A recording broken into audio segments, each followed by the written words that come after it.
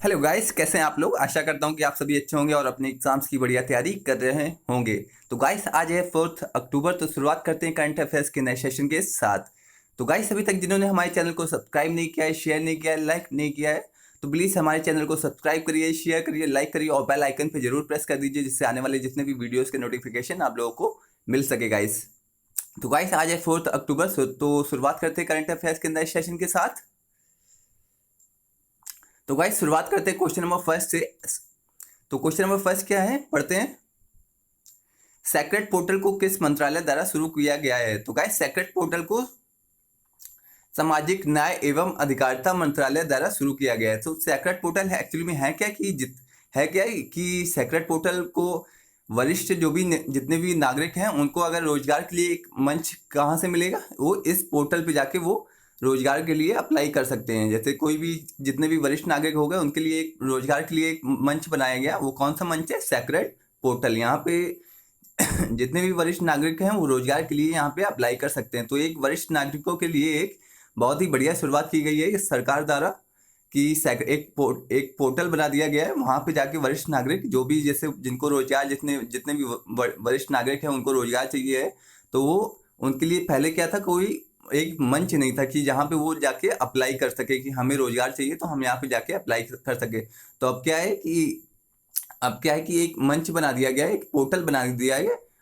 बना दिया गया है। यहाँ पे जाके वरिष्ठ नागरिक रोजगार के लिए अप्लाई कर सकते हैं। तो गाइस क्वेश्चन नंबर फर्स्ट का आंसर हो जाएगा option first will be correct, कि वरिष्ठ नागरिकों को रोजगार दिलाने के लिए एक पोर्टल की शुरुआत की गई है। उस पोर्टल का क्या नाम है? SACRED portal. किस मंत्रालय द्वारा शुरुआत की गई है? सामाजिक न्याय एवं अधिकारिता मंत्रालय। तो आप लोग इसे ऐसे याद रखिएगा कि वरिष्ठ नागरिकों को जब जब यानी जैसे वरिष्ठ नागरिकों को रोजगार की जरूरत होगी तो वो कहाँ पर अप्लाई कर सकते हैं? सेक्रेट पोर्टल में। और इसकी शुरुआत किसके द्वारा की गई है? सामाजिक सामाजिक न्याय एवं अधिकारिता मंत्रालय द्वारा। तो गाइस बहुत ही अच्छी पहल है सरकार के द्वारा। तो आप लोग प्लीज इसे याद रखिएगा, सेक्रेट पोर्टल की शुरुआत किसके द्वारा की गई? सामाजिक न्याय एवं अधिकारिता मंत्रालय। और क्यों की गई है? कि वरिष्ठ नागरिकों को रोजगार दिलाने का एक मंच होना चाहिए और उस मंच का क्या नाम है? SACRED portal. तो गाइस क्वेश्चन नंबर सेकंड पे आते हैं। हाल में किस संस्था ने स्टेट न्यूट्रिशन प्रोफाइल जारी की है? तो हाल में नीति आयोग ने स्टेट न्यूट्रिशन प्रोफाइल जारी की है। स्टेट न्यूट्रिशन प्रोफाइल में होगा क्या गाइस? इसमें सभी राज्यों का आंकड़ा होगा कि किस किस राज्य में, जैसे ये शुगर के कितने मरीज हैं, बीपी के कितने मरीज हैं, हाई ब्लड प्रेशर के कितने मरीज हैं, कौन कम वजन वाले बच्चों की समस्याएं कितनी हैं, कितने लोग कम वजन से पीड़ित हैं, कितने लोग कम हाइट से पीड़ित हैं। तो इन सबका डिटेल क्या होगा? स्टेट न्यूट्रिशन प्रोफाइल में होगा। इनका सबका डिटेल स्टेट न्यूट्रिशन प्रोफाइल में होगा। ये डेटा सभी राज्यों ने दिया है। 19 राज्य हो गए प्लस केंद्र शासित प्रदेश हो गए, उन्होंने अपना आंकड़ा भेजा है नीति आयोग को। तो नीति आयोग ने स्टेट न्यूट्रिशन प्रोफाइल जारी किया है। तो इसमें होगा क्या कि सभी राज्यों का आंकड़ा होगा कि हर राज्य में बीपी के कितने मरीज हैं, शुगर के कितने मरीज हैं, हाइट हाइट जिनकी कम है उनकी संख्या कितनी है, जिनका वजन कम है उनकी संख्या कितनी है। तो ये सब पूरा डिटेल किस में होगा? स्टेट न्यूट्रिशन प्रोफाइल में। तो ये किसने जारी की है? तो ये जारी की है नीति आयोग ने। तो गाइस ये आप लोग याद रखिएगा, स्टेट न्यूट्रिशन प्रोफाइल है क्या? इसमें सभी राज्यों का आंकड़ा होगा, किस राज्य में कितने शुगर के मरीज हैं, कितने हाई ब्लड प्रेशर के मरीज हैं, कितने कम वजन वाले बच्चे हैं, कितने कम हाइट वाले बच्चे हैं। तो ये सब पूरा आंकड़ा किस में होगा? स्टेट न्यूट्रिशन प्रोफाइल में। तो अब किसने जारी की है? नीति आयोग। तो नीति आयोग ने। तो गाइस ये बहुत ही इंपॉर्टेंट क्वेश्चन हो जाता है। नीति आयोग वाला क्वेश्चन बहुत ही इंपॉर्टेंट है। जब भी आपको कहीं नीति आयोग मिले तो वो क्वेश्चन बहुत इंपॉर्टेंट हो जाता है गाइस। तो गाइस क्वेश्चन में सेकंड का आंसर हो जाएगा option first will be correct. तो गाइस क्वेश्चन नंबर थर्ड पे आते हैं। ऑजी इंडेक्स युद्धाभ्यास किन दो देशों के बीच हो रहा है? तो गाइस इसका आंसर हो जाएगा क्वेश्चन नंबर थर्ड का option first will be correct. Aussie index युद्धाभ्यास का चौथा संस्करण हो रहा है। कहाँ पे हो रहा है? ऑस्ट्रेलिया में हो रहा है। ऑस्ट्रेलिया में हो रहा है। तो किन किन देशों के बीच हो रहा है? भारत व ऑस्ट्रेलिया के बीच ऑजी इंडेक्स कौन सा है? फोर्थ। और कहाँ पे हो रहा है? ऑस्ट्रेलिया में। तो गाइस इसे आप लोग याद रखिएगा, ऑजी इंडेक्स। तो गाइस क्वेश्चन में थर्ड का आंसर हो जाएगा option first will be correct guys. तो गाइस क्वेश्चन नंबर 4 पे आते हैं। डिजी सक्षम कार्यक्रम की शुरुआत किस मंत्रालय द्वारा की गई है? तो गाइस डिजी सक्षम कार्यक्रम की शुरुआत श्रम एवं रोजगार मंत्रालय के द्वारा की गई है। तो गाइस क्वेश्चन नंबर 4 का आंसर हो जाएगा कि क्वेश्चन नंबर 4 का answer first will be correct हो जाएगा। और इसमें होता क्या है, डिजी सक्षम कार्यक्रम की युवाओं को प्रशिक्षण दिया जाता है।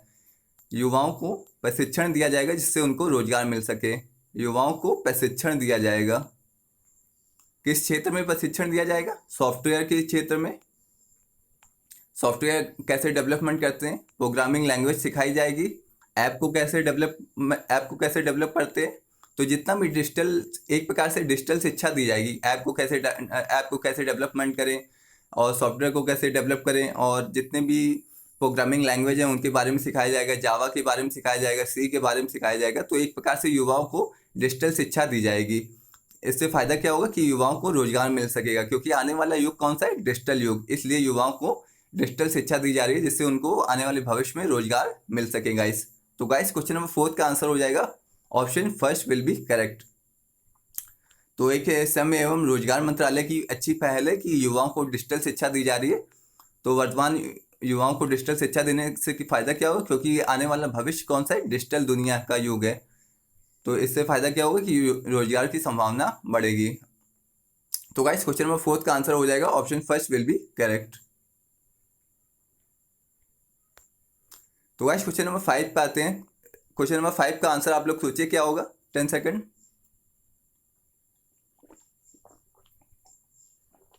तो गाइस क्वेश्चन नंबर 5 का आंसर हो जाएगा शांति स्वरूप भटनागर पुरस्कार किस क्षेत्र में दिया जाता है? तो शांति स्वरूप पुरस्कार किस क्षेत्र में दिया जाता है? आप लोग जरा सोचिए 10 सेकंड। इसका आंसर होगा ऑप्शन फर्स्ट, विज्ञान एवं प्रौद्योगिकी के क्षेत्र में शांति स्वरूप भटनागर पुरस्कार दिया जाता है। तो शांति स्वरूप भटनागर पुरस्कार इस बार कितने वैज्ञानिकों को दिया गया है? 11 वैज्ञानिकों को दिया गया है गाइस। तो इसे आप लोग याद रखिएगा, शांति स्वरूप भटनागर पुरस्कार किस क्षेत्र में दिया जाता है? विज्ञान एवं प्रौद्योगिकी क्षेत्र में गाइस। तो गाइस शांति स्वरूप भटनागर थे कौन? शांति स्वरूप भटनागर वैज्ञानिक और औद्योगिक अनुसंधान परिषद के संस्थापक थे। वैज्ञानिक और औद्योगिक अनुसंधान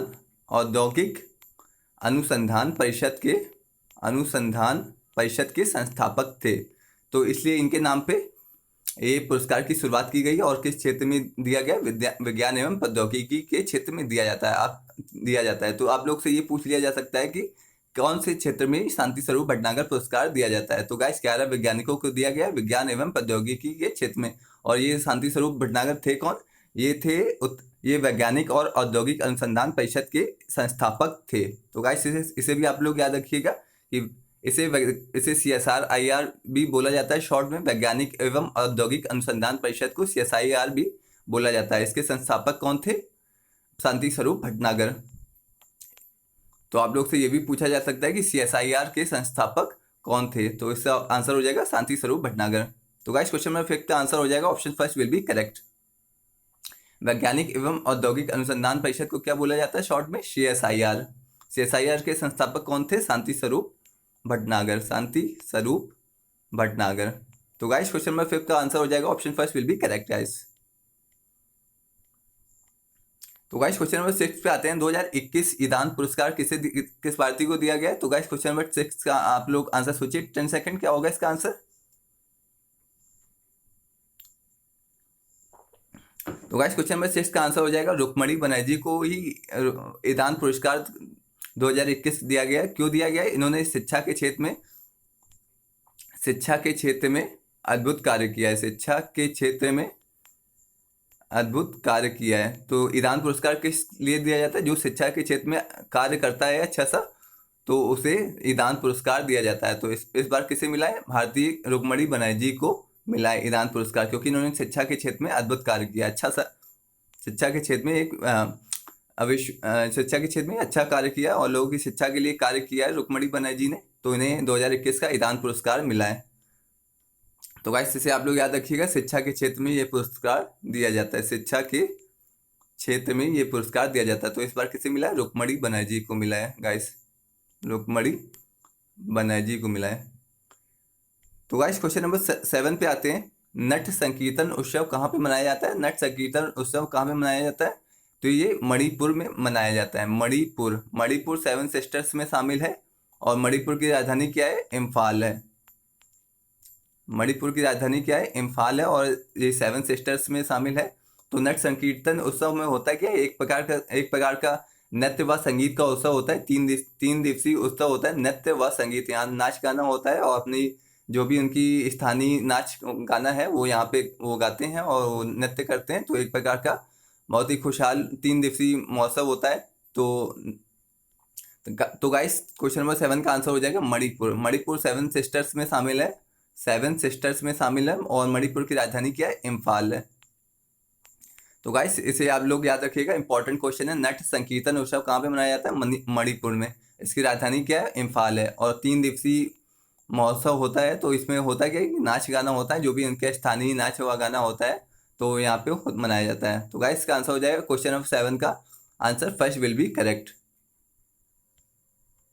तो गाइस गाइस क्वेश्चन नंबर 8 बहुत ही इंपॉर्टेंट है। इंपॉर्टेंट क्वेश्चन है, आप लोग से जितने भी यूपी के एग्जाम देने जा रहे हैं उन सभी के लिए बहुत इंपॉर्टेंट क्वेश्चन है, यूपी वालों के लिए। हाल में किसे भारत भारती पुरस्कार से सम्मानित किया गया है? तो गाइस क्वेश्चन नंबर 8 का आंसर आप लोग सोचिए, 10 सेकंड क्या होगा। तो गाइस क्वेश्चन नंबर 8 का आंसर होगा कि इसका आंसर हो जाएगा क्वेश्चन नंबर 8 का option second will be correct. तो गाइस भारत भारती पुरस्कार है क्या कि ये उत्तर प्रदेश हिंदी संस्थान द्वारा, उत्तर प्रदेश हिंदी संस्थान, उत्तर प्रदेश हिंदी संस्थान द्वारा दिया जाने वाला सर्वोच्च साहित्यिक पुरस्कार है। साहित्यिक पुरस्कार है, सर्वोच्च साहित्यिक पुरस्कार है। तो उत्तर प्रदेश हिंदी संस्थान जो लखनऊ में है वो अपना पुरस्कार जारी करता है। तो ये उनके द्वारा दिया जाने वाला सर्वोच्च साहित्यिक पुरस्कार है। तो इसका आंसर क्या हो जाएगा? शशि भूषण शतांशु। तो इनको क्या होगा? 8 लाख की इनामी राशि मिलेगी। 8 लाख, इनको 8 लाख की इनामी राशि मिलेगी। तो गाइस ये बहुत ही इंपॉर्टेंट क्वेश्चन हो जाएगा आप लोग के लिए आने वाले एग्जाम्स के लिए कि ये हाल में किसे भारत भारती पुरस्कार से सम्मानित किया जा रहा है। जो भी यूपी पीसीएस का एग्जाम देने जा रहे हैं उनके लिए बहुत ही इंपॉर्टेंट क्वेश्चन है। भारत भारती पुरस्कार किसके द्वारा दिया जाता है? उत्तर प्रदेश हिंदी संस्थान। उत्तर प्रदेश हिंदी संस्थान का सर्वोच्च साहित्यिक पुरस्कार है गाइस ये। तो गाइस क्वेश्चन नंबर 8 का आंसर हो जाएगा option second will be correct. विश्व भारत भारती पुरस्कार किसे दिया जाता है? किन्हें दिया गया है? तो उसका आंसर हो जाएगा क्वेश्चन नंबर 8 का option second will be correct. और कौन देता है? उत्तर प्रदेश हिंदी संस्थान लखनऊ द्वारा इसे दिया जाता है गाइस। तो गाइस बहुत ही इंपॉर्टेंट क्वेश्चन है आप लोग के एग्जाम के लिए, जो भी यूपी के एग्जाम देने जा रहे हैं उनके लिए बहुत ही इंपॉर्टेंट क्वेश्चन है। भारत भारती पुरस्कार का आंसर क्या हो जाएगा? शशि भूषण शतांशु। कौन देता है? उत्तर प्रदेश हिंदी संस्थान लखनऊ द्वारा दिया जाता है। तो गाइस क्वेश्चन नंबर 8 का आंसर हो जाएगा option second will be correct guys. तो गाइस क्वेश्चन नंबर 9 पे आते हैं। हाल में ही प्रधानमंत्री श्री नरेंद्र मोदी ने किन 2 परियोजनाओं की शुरुआत की है? तो गाइस इसका आंसर हो जाएगा स्वच्छ भारत मिशन शहरी और अमृत मिशन 2.0। तो हाल में ही प्रधानमंत्री नरेंद्र मोदी ने इन दो योजनाओं की शुरुआत की है, स्वच्छ भारत मिशन और अमृत मिशन 2.0। तो स्वच्छ भारत मिशन में है क्या कि जितने भी शहरों, इसका उद्देश्य क्या है स्वच्छ भारत मिशन का? कि जितने भी शहर हैं उनको कचरा मुक्त बनाना है। शहर में कचरा नहीं होना चाहिए, कचरा मुक्त बनाना है, कचरा मुक्त। आपने देखा होगा कि जितने भी शहर होते हैं वहाँ पे कचरों के ढेर मिलते हैं। जैसे दिल्ली में मैंने देखा कि दिल्ली में बहुत बड़े बड़े पहाड़ हैं कचरों के। तो अब इन्हीं बड़े बड़े कचरों के पहाड़ को खत्म करने के लिए कौन सा मिशन चालू किया गया है? स्वच्छ भारत मिशन शहरी 2.0। तो गाइस अमृत मिशन का क्या उद्देश्य है? अमृत मिशन का उद्देश्य है कि शहरी, जितने शहर में जो जल की समस्या हो गई, सीवेज की समस्या हो गई, जल की समस्या,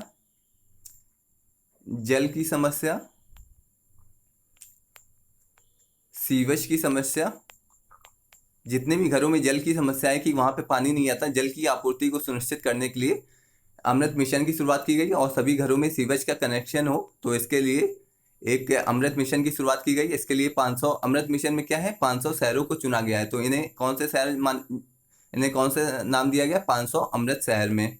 500 अमृत शहर में सभी जितने भी घर हैं उनको जल की सुविधा दी जाएगी, उनको सीवेज का कनेक्शन दिया जाएगा। और कितने शहर शामिल है? 500 शहर को ये सब सुविधाएं दी जाएंगी। अभी हाल में ही अभी ये 500 शहर जोड़े गए हैं, तो इन 500 शहरों को कहते क्या है, 500 अमृत शहर। तो गाइस क्वेश्चन नंबर 9 का आंसर हो जाएगा option third will be correct.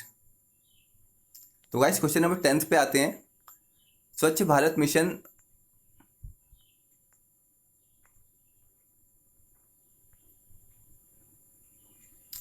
स्वच्छ भारत मिशन शहरी 2.0 का उद्देश्य सभी शहरों को कचरा मुक्त बनाना है। गाइस हम लोगों ने ऊपर डिस्कस किया है कि इसका उद्देश्य क्या है, सभी शहरों को कचरा मुक्त बनाना है। शहर में कोई भी कचरे का पहाड़ नहीं होना चाहिए। तो सरकार जैसे आपने दिल्ली में देखा होगा बहुत बड़े कूड़े के पहाड़ होते हैं, तो सरकार इन्हीं कूड़े के पहाड़ों को खत्म करने के लिए स्वच्छ भारत मिशन शहरी 2.0 की शुरुआत कर रही है। और स्वच्छ भारत मिशन की शुरुआत कब हुई थी, 2014 में। तो इसे भी आप लोग याद रखिएगा गाइस, स्वच्छ भारत मिशन की शुरुआत कब हुई थी, 2014 में। और स्वच्छ भारत मिशन शहरी 2.0 की शुरुआत हो गई है 2021 में। इसका उद्देश्य क्या है कि जितने भी शहर में जितने भी कचरा होते हैं, कचरे के पहाड़ होते हैं, उन्हें समाप्त करने के लिए इस मिशन की शुरुआत की गई है गाइस। तो गाइस कुछ स्टेटमेंट फर्स्ट विल भी करेक्ट हो जाएगा। स्टेटमेंट सेकंड पढ़ते हैं। अमृत मिशन 2.0 के तहत 500 शहरों में नल कनेक्शन दिए जाएंगे तथा जिससे शहरों में जल की समस्या दूर हो सके। तो जल की समस्या को दूर करने के लिए इस मिशन की शुरुआत की गई है गाइस। तो इसमें क्या होगा, नल कनेक्शन दिए जाएंगे और नल कनेक्शन के साथ साथ सीवेज कनेक्शन भी दिया जाएगा, जिससे क्या है कि जो भी शहरों में सीवेज की समस्या है वो दूर हो सके। तो गाइस इसका अमृत मिशन की शुरुआत 2015 में की गई थी। जो इसका अमृत मिशन 1.0 2015 में शुरुआत की गई थी। अमृत मिशन 2.0 2021 में शुरुआत इसकी की गई है। तो गाइस इसे आप लोग याद रखिएगा कि अमृत मिशन 1 कब शुरू किया गया था, 2015 में। तो गाइस इसे आप लोग याद रखिएगा। तो गाइस अमृत मिशन का उद्देश्य क्या है कि सभी जितने 500 शहरों में जल मिले, जल की आपूर्ति हो सके और वहाँ पे कोई सीवेज की समस्या ना हो, तो सीवेज की भी एक कनेक्शन दिया जाएगा और जल का भी कनेक्शन दिया जाएगा। तो गाइस ये अमृत मिशन का उद्देश्य था। और स्वच्छ भारत मिशन का उद्देश्य था कि सभी शहरों को कचरा मुक्त बनाना है। सभी शहरों को कचरा मुक्त बनाना है। सभी शहरों को कचरा मुक्त बनाना है गाइस को। तो क्वेश्चन नंबर 10 का ऑप्शन स्टेटमेंट फर्स्ट भी करेक्ट हो जाएगा, सेकंड भी करेक्ट हो जाएगा। तो इसका आंसर हो जाएगा option third will be correct.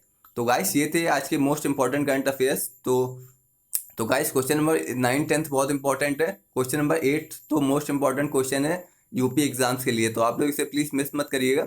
और अभी तक जिन्होंने हमारे चैनल को सब्सक्राइब नहीं किया है, प्लीज़ हमारे चैनल को सब्सक्राइब करिए, शेयर करिए और लाइक करिए और बेल आइकन पे प्रेस जरूर कर दीजिए जिससे आने वाली वीडियोस का नोटिफिकेशन आप लोगों को मिल सके। तो गाइस मिलते हैं करंट अफेयर्स के नेक्स्ट सेशन में। आशा करते हैं कि आप लोग सभी अपने एग्जाम्स की बढ़िया तैयारी कर रहे होंगे। तो guys thank you so much guys.